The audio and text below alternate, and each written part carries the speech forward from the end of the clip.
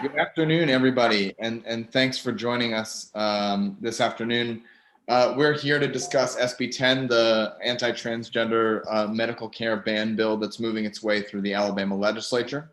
And this afternoon, we are joined by a number of voices direct from Alabama, as well as in our national HRC office, as well as some medical experts that are joining us today on the call. So without further ado, I'd like to introduce the State Director for Alabama's Human Rights Campaign, Carmarian D. Anderson Harvey. Carmarian? Thank you, Wyatt, and good morning, and thank everyone for joining us today. As Wyatt said, my name is Carmarian D. Anderson Harvey. My pronouns she, her, and hers. I am privileged as a Black trans woman to be the Alabama State Director for the Human Rights Campaign. We're holding this call as the Alabama State House is set to vote on Senate Bill 10, which is the anti-transgender medical care ban bill. This bill, if passed, would deny transgender youth access to best practice, evidence-based, and medically necessary care. We are facing an unprecedented assault of anti-transgender legislation across the country this year. A record of 122 anti-transgender bills, including 34 anti-transgender medical care bans like the ones we're discussing today. Earlier this month, Arkansas became the first state in the country ever to pass a law like this. This happened despite their anti-equality governor, who has already signed 2 anti-transgender bills into law this year, vetoing the bill. However, the legislator overrode that veto with a simple majority. This just goes to show how controversial and unpopular the bill was in Arkansas, and Alabama legislatures must consider that as many of these bills, they have to consider their vote also on Senate Bill 10. So why, you may ask, are these bills being introduced in the public if strongly our public is in favor of transgender equality? These bills come from the same force that drove previous anti-equality fights by pushing copycat bills across state houses. Hateful anti-LGBTQ organizations like the Heritage Foundation, Alliance Defending Freedom, which was designated by Southern Poverty Law Center as a hate group, and Eagle Forum, among others. It is the reason that anti-transgender legislation is being heard not just here in Alabama, but on committees in state legislatures across the country this week. 8 states are hearing 9 anti-transgender bills this week alone. It is an organized national effort, not the will of Alabamians, and legislators should understand that. They should also know that other states that consider anti-transgender legislation have stared down devastating economic, reputable, and legal harm as a result of loss of business and lawsuits their states inquire. Lastly, it is important to recognize that dysphoria, depression, and suicide rates increase among transgender youth when they are denied access to gender-affirming medical care. Denying them the chance to be who they are isn't just wrong, it's actually putting these kids in danger. The disinformation peddled by the proponents of this bill is dangerous for the health, safety, and the very lives of transgender youth and adults alike.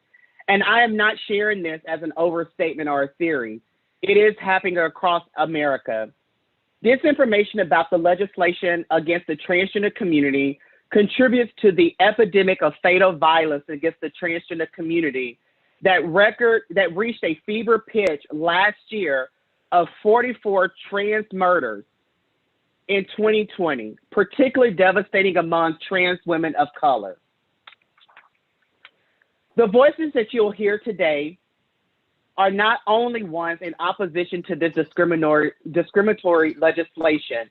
Alabamians and voters across the country support transgender equality and oppose medical care ban bills like the ones we face today. Remember, the impact of these bills that are based on fear, not facts. They are inspired by far-right national organizations, not popular will or a problem that needs resolving. In fact, they are widely unpopular. And if these medical ban bills become law, if Senate Bill 10 becomes law here in Alabama, it will be a devastating impact on our transgender Alabamians. Thank you so much, Carmarian, for those opening remarks. Next, we will move to Trice, the mother of Finn, who is joined with us today. Trice? Thank you for the opportunity to speak with you again today. My name is Trice, and I'm with my son, Phineas Fleming Smith, and my husband, Perry Trice, and we'll be reading a joint statement. We're before you today in another effort to speak up for trans youth in Alabama and to strongly urge our legislators to table all attempts to create more barriers to trans youth living their most authentic and safe lives. House Bill 1, Senate Bill 10 is a solution to something that has never been a problem. It has taken time and attention away from much more critical and pressing matters. Representative Allen and Senator Shelnut have taken something that is a private matter and has used it for their own agendas and have made it very clear that they have a true lack of understanding about trans youth and their families. So here are some things we hope that will clear that up. We're not very different from a lot of people here in Alabama. We have a happy life. We are not perfect, but we try to be good neighbors and good stewards. We try to be kind. We have friends we care about and family we wish we saw more. We dance in the kitchen. We garden. We walk our dogs. We enjoy our community. We go to work. We shop for groceries. We take out the trash. Our kids go to school. We pay taxes. We volunteer. We've raised our boys to be kind and respectful of others and to themselves.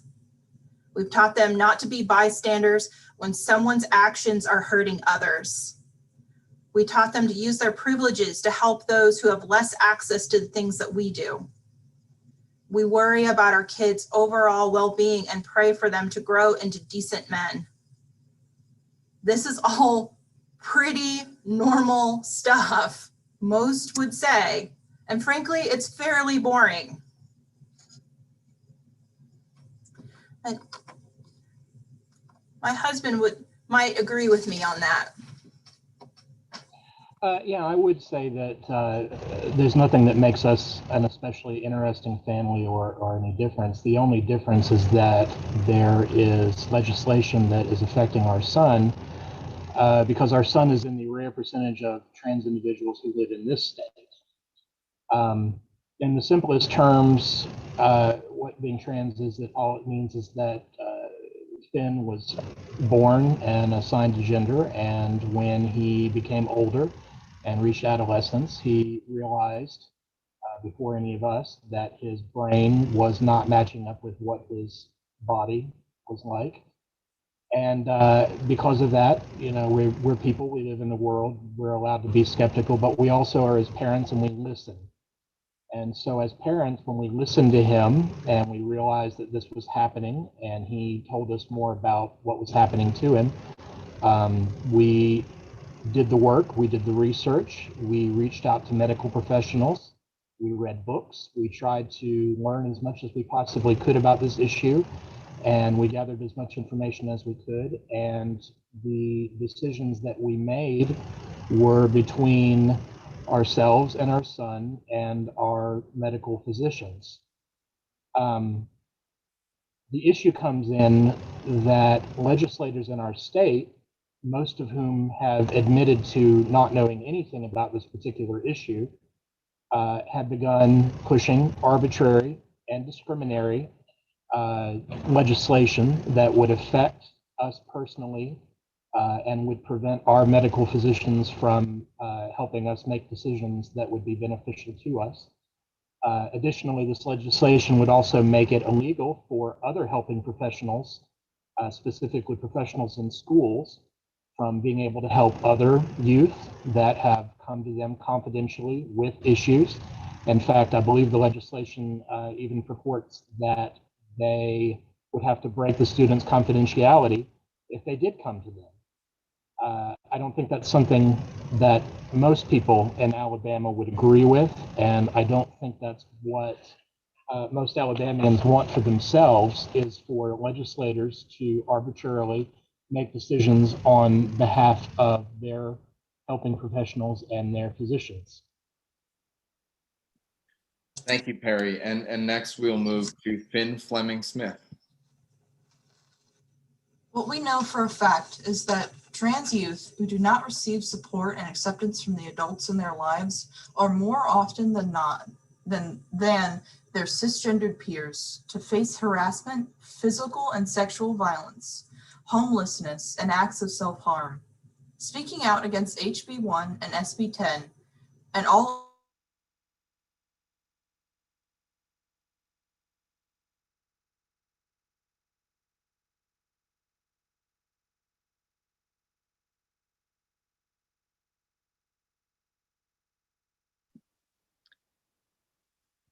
If I'm not mistaken, I think we might have lost Finn.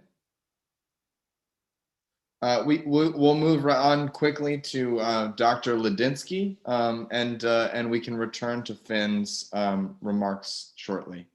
So Dr. Ledinsky, I'll give you the chance to speak now. Wait, Finn, are you back? You ready to pick up where you left off? Sorry about that. We don't know what happened. No worries, Finn, go ahead. Finn's back. Yes. There he is. Okay. Deep breath. Start from here. I do not know if Representative Allen or Senator Shelnut have children or have youth in their lives, but if they do care about them, I ask them to dig deep and attempt to do some soul searching. Why are you doing this? Why are you choosing to use your position of authority to cause harm against kids, so many of which are struggling as is? I ask you to take a look at our family, at me. How am I hurting you or anyone else by wanting medical hormonal treatment? I do not want to be a pawn in a political agenda in which I was never consulted about. Representative Allen, Senator Shelnut, my parents have taught me that real men admit their mistakes, and I like to think that as legislators, you know this too. There's nothing shameful about in making a mistake. There's shame in not stopping a mistake that you know is hurting people. Trans youth from all over Alabama have told you that this is hurting us. Table HB1 and SB10 and all other anti-trans bills. Step back from this. It's the right thing to do. Thank you. Finn, thank you so much for offering those remarks and your powerful story.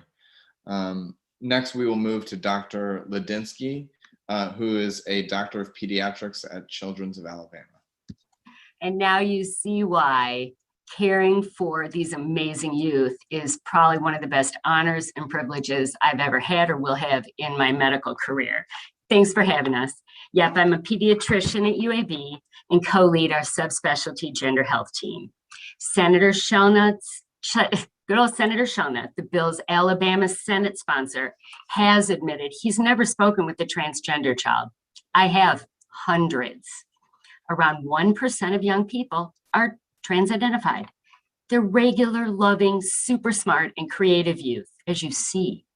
Just their inner sense of gender differs from the sex they were assigned at birth. People don't choose their gender. And for some gender-diverse kids, the specialized health care we provide on a gender-affirming model can absolutely avert life-threatening dysphoria. This evidence-based standardized care endorsed by the American Academy of Pediatricians and its 67,000 members nationwide, has been in place for decades. UAB joins over 50 academic US pediatric centers doing the same exact models of care, and it's never been questioned by ethics committees or malpractice attorneys. Yet these copycat bills, authored nationally by non-physician issue focus groups, would criminalize us for practicing standard of care medicine. The bill's horrific wording uses mistruths to elicit fear and further victimize an already marginalized population. So I'm going to clarify the three most common mistruths One, gender affirming genital surgery is never performed on minors in Alabama. Puberty blockers are 100% reversible and have been used for over 30 years by our profession in pushing a pause button on a premature or dysphoric puberty. They absolutely and completely safely save lives. The scary side effects purported pertain to these medications' use in adults, older adults. And third, initiation of hormonal therapy for older teens involves a long journey, and the decision to begin is made by the full team, not parents alone or minor patients alone. The bill's unprecedented insertion of lawmakers into sacred medical spaces led Governor Asa Hutchinson of Arkansas, a deeply conservative politician, to veto this bill. It's a bad bill, and its downstream consequences are worse. I'm happy to discuss these as we proceed. In my testimony several times to the Alabama legislature, I reminded them that conservative principles embrace the tenets of limited government and the rights of people. How can they possibly endorse this bill? It remains my hope they never will. Thank you so much, Dr. Ledinsky. And next, we will move to Dr. Tobias Martinez, a doctor of psychiatry at Children's of Alabama. Yes, thank you for having me. So I'm Dr. Martinez. I'm one of the child psychiatrists here at Children's of Alabama, and I'm actually the child emergency room psychiatrist. And there are not many hospitals that have an emergency room, a dedicated emergency room psychiatrist here, but the demand and the need is so high. We're seeing multiple patients, and there are days where we're seeing 30 or more patients in the emergency room. And my concern with this bill passing and going through is how much risk our transgendered youth and our LGBTQ youth are. Already, I see multiple patients daily that are suffering with depression and suicide ideation and suicide attempt and anxiety. And my fear is that if we deny them this evidence-based treatment, we're only going to see more patients come to the emergency room. And here at Children's, we are the catch-all for the whole state of Alabama. So I see children from all over the state of Alabama, from rural places of Alabama. And it just breaks my heart to hear some of the horror stories of them being denied treatment, being denied care, being denied who they are, being bullied, being ridiculed. And already we have, it's known that the second leading cause of death for our adolescent or our patients ages 10 through 20, well, it's a second leading cause of death. Suicide is a second leading cause of death for our pediatric patients. And I fear that the numbers are only going to increase. And it's already proven that our LGBTQ youth, when they do attempt self-harm or when they do attempt suicide, it is very serious cutting, very serious ingestions. They require inpatient medical admissions, and it's more serious than our heterosexual or our non-transgendered youth. We see they're very, very severe. So my fear is that if we deny them this evidence-based treatment, if we continue to stigmatize and continue to not be accepting accepting of our pediatric patients that are transgendered or in the LGBTQ community, it's only going to make matters worse and worsen their mental health. And we're going to take so many steps backwards when we have already taken, especially here in Alabama, we've taken many steps. We have a long way to go, but we've taken some steps forward with Dr. Ledinsky's clinic and the care that she provides for these children here in Alabama. And I just fear that we're going to take so many steps back and we're just going to hurt people like Finn and like people that he knows in other places. And those are some of my main concerns about the seriousness of the mental health for the pediatric patients. And recently, just this month, there was already an article that came out in the pediatrics, the Journal of Pediatrics, about prolonged emergency room stays and and the increased visits of emergency room visits for pediatric patients in mental health crisis. And we here at Children's of Alabama, even though nationwide there was a decrease in emergency room visits due to COVID, that was not true for our pediatric mental health patients. We have continued to see multiple patients throughout this pandemic because of the already the issues with the pandemic and social isolation and children suffering. And of course, I've seen multiple children in the LGBTQ community, especially trans children, present to the emergency room. And it's just heartbreaking. And so I really hope that everyone reconsiders this bill, because I think it's just going to be detrimental to the mental health of our pediatric patients here in Alabama. Thank you so much, Dr. Tobias, and thank you for offering that unique and important perspective.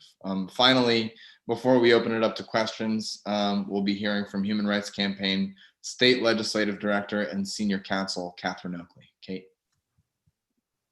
Hi, everybody, and I'm going to keep this very brief because this was, I think, a phenomenal group of folks who are sharing really important perspectives. And so I'm just going to tie it up in a little bit of a bow and then make sure that you all have an ample opportunity to ask these people questions, because this was wonderful.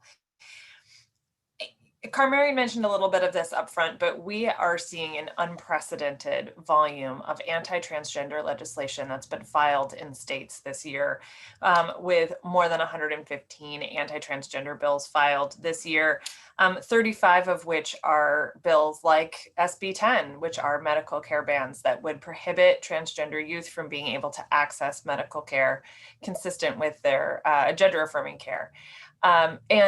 You know, SB 10 is one of the most extreme versions of these bills that we've seen across the country, with its incredible penalties and penalties that reach, you know, parents as well as doctors and school administrators. Dr. Ledinsky mentioned that the Arkansas bill was vetoed by the governor. Unfortunately, that veto was overridden. And so of those 35 bills in 20 states that have been filed this year, we do unfortunately already have one of these, which is a law.